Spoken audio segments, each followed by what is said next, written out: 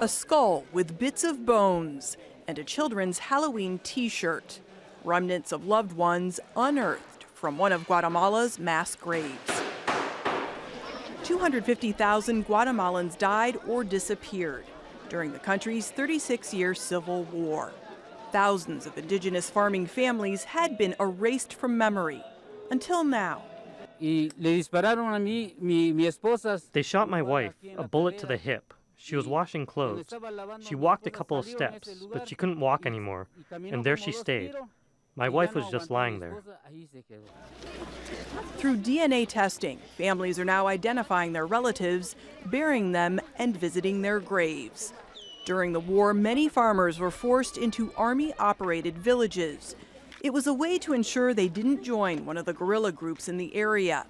They were promised food and medical care. Instead, many died from malnutrition and treatable diseases. The majority of causes of death of the children was due to disease, due to a lack of medical attention.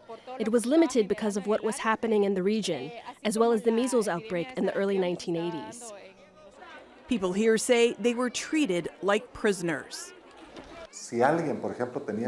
If somebody, for example, had to leave to visit a relative in the capital or another province, they had to request it in writing, sometimes well in advance, for the army to grant authorization.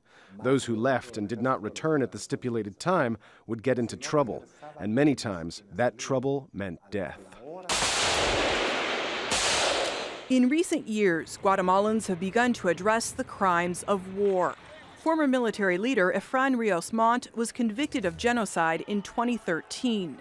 The decision was overturned on procedural grounds, and he's being tried again in absentia.